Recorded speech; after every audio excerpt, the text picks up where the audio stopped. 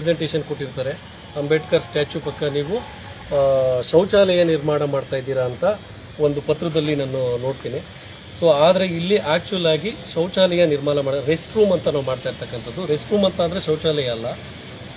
ಪೌರ ಕಾರ್ಮಿಕರಿಗೆ ಏನು ಪುರಸಭೆಗೆ ದುಡಿದಿರ್ತಕ್ಕಂಥ ನಮ್ಮಲ್ಲಿ 50 ಜನಕ್ಕೂ ಹೆಚ್ಚು ಪೌರ ಕಾರ್ಮಿಕರಿದ್ದಾರೋ ಅವ್ರಿಗೆ ವಿಶ್ರಾಂತಿ ದಾಣ ಅಂತ ಅಂದ್ಬಿಟ್ಟು ಅಮೃತ್ ಅನ್ನೋ ಒಂದು ಯೋಜನೆಯಲ್ಲಿ 25ಕ್ಕೆ 20 ಅಡಿಗೆ ಸೊ ಒಂದು ಪುರಸಭೆ ಅಕ್ಕಪಕ್ಕದಲ್ಲೇ ಅವ್ರಿಗೆ ಒಂದು ವಿಶ್ರಾಂತಿ ದಾಣ ನಿರ್ಮಾಣ ಮಾಡಿಕೊಡ್ಬೇಕು ಅಂತ ಒಂದು ಪ್ರಪೋಸಲ್ ಇರುತ್ತೆ.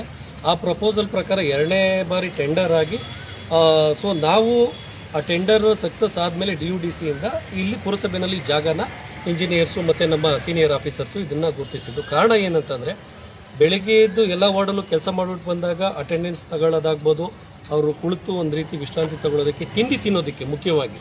ಯಾಕಂದರೆ ಪುರಸಭೆ ಕಾರ್ಮಿಕರಿಗೆ ಪೌರ ಕಾರ್ಮಿಕರಿಗೆ ತಿಂಡಿ ವ್ಯವಸ್ಥೆ ಇದೆ, ಅದು ಬೇರೆ ಯಾರಿಗೂ ಕೂಡ ಸೌಲಭ್ಯ ಕೊಟ್ಟಿಲ್ಲ, ಸರ್ಕಾರದಿಂದ ಆಗಿರ್ತಕ್ಕಂಥ ಅರೇಂಜ್ಮೆಂಟ್ಸ್ ಅದು. ಸೊ ಅವರು ಇಲ್ಲಿಂದ ನಾವು ಪುರಸಭೆಯಿಂದ ಎಲ್ಲೋ ದೂರ ಮಾಡಿದ್ರೆ ಅದು ನಮಗೆ ಆಗೋದಿಲ್ಲ ಸರ್, ದಯವಿಟ್ಟು ಇಲ್ಲೇ ಮಾಡಿ ಅಂತ ನಮ್ಮಲ್ಲಿರ್ತಕ್ಕಂಥ ಪೌರ ಕಾರ್ಮಿಕರು ನಮ್ಮನ್ನು ಒಂದು ಒತ್ತಾಯ ಮಾಡಿರ್ತಾರೆ. ಯಾಕಂತಂದರೆ ದೂರ ಮಾಡಿದ್ರೆ ನಮ್ಗೆ ಆಗೋದಿಲ್ಲ ಸರ್, ಅರ್ಧ ಕಿಲೋಮೀಟ್ರು ನೀವು ಬೇರೆ ಕಡೆ ಸ್ಥಳ ಅವಕಾಶ ಒದಗಿಸ್ಕೊಡ್ತೀರಾ. ಸೊ ನಾವು ಇಲ್ಲಿ ಬೆಳಗ್ಗೆ ಒಂದು ಅಟೆಂಡೆನ್ಸ್ ತಗೊಳ್ಳೋದ್ರಿಂದ ಆಗ್ಬೋದು, ಒಂದು ಕೂರೋದಕ್ಕೆ ಆಗ್ಬೋದು, ಏನೇ ಆದರೂ ನಮಗೆ ಆಫೀಸ್ ಪಕ್ಕ ಆಸ್ ಎ ನಮಗೆ ಒಂದು ರೀತಿ ನಿಮ್ಮ ಆಫೀಸ್ ಎಂಪ್ಲಾಯಿಗಳ ಥರ ನಮ್ಮನ್ನು ಟ್ರೀಟ್ ಮಾಡಿ, ಎಲ್ಲೋ ಒಂದು ರೀತಿ ನಮ್ಮನ್ನು ಡಿವೈಡ್ ಮಾಡಬೇಡಿ ಅನ್ನೋ ಒಂದು ಒಕ್ಕೊರಲಿನಿಂದ ಅವರು ನಮ್ಮನ್ನು ಕೇಳ್ಕೊಂಡಿರ್ತಾರೆ. ಆ ಒಂದು ನಿಟ್ಟಿನ ಮೇರೆಗೆ ನಮ್ಮ ಇಂಜಿನಿಯರ್ಸು ಮತ್ತು DUDCನಲ್ಲಿ ಇರ್ತಕ್ಕಂಥ ನಮ್ಮ ಮೇಯರ್ ಆಫೀಸರ್ಸು ಸೊ ಹಾಗಾಗಿ ಇಲ್ಲಿ ಜಾಗ ಇದೆ, ನೀವು ಈ ಕಾರ್ನರಲ್ಲಿ ಕಟ್ಬೋದಲ್ಲ.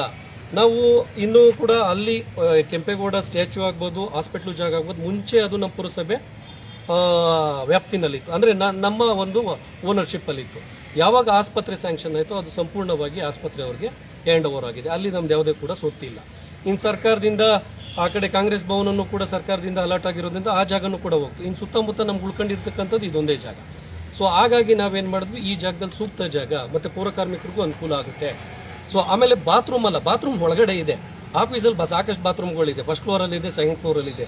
ಅದನ್ನ ಬಾತ್ರೂಮ್ ಕಟ್ತಾ ಇದ್ದಾರೆ ಅಂತ ಅಂದ್ಬಿಟ್ಟು ಒಂದು ರೀತಿ ಮಿಸ್ಕಮ್ಯುನಿಕೇಶನ್ ಆಗಿದೆ.